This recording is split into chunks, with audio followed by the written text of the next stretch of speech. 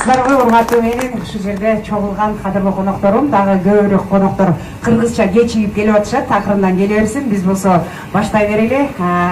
Албетте мен тилекке каршы апам жок болуп калды, Таласка кетип, бирок биякта мен өзүмдүн Аяш апам келип отурат. Гүлзат Мамытбектин мамасы, ушундай жана ошондой эле бу жерде менин бир туугандарым, жана кыздарым, неберелерим, жакын курбуларым, коллегаларым бардыгы ушу алтындай убактыңыздарды аябастан келип бергениңиздер үчүн чоң рахмат. Мен ойлойм, ушу жерде ар бир кыргыздын кызы, кыргыздын жигиттери кыргыз элине кызмат кылыш керек.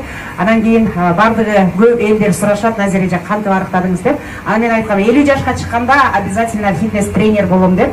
Кудай эмнени эңсесең ошону оомин деп коет экен. Ошондуктан жакшы нерсени эстей бериңиздер. Сиздер дагы бийге келип, жашнакай болуп, арыктап, сулуу болуп, ден соолукта болуңуздар.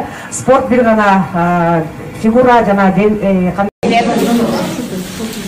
бүгүн бизде праздник, эмнелер кош майрам, бүгүн энелер күнү менен баарыңыздарды куттуктайм. Жана ошондой эле биздин зал бүгүн ачылып жатат, коноктор четинен келип атат.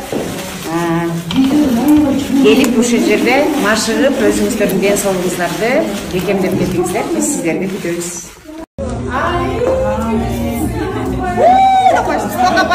Урматтуу Фариданын подписчиктери жана ошондой эле жаман айымдар, бүгүн эне күнүңүздөр менен куттуктайм. Бүгүн биздин залдын ачылышы болуп жатат. Акылбай 24-да. Бияка 7 жаштан 70 жашка чейин айымдар келип, өзүңүздөрдүн ден соолугуңуздарды чыңап, жана ошондой эле жашооңуздарга жакшы мотивация аласыздар. Баардыгын чакырабыз. Бийлейбиз, жыргайбыз, ырдайбыз, үйгө барбайбыз, ушул жака жатабыз. Ошо мен Назира эжемди куттап келдим. Назира эже болсун. Ол жакта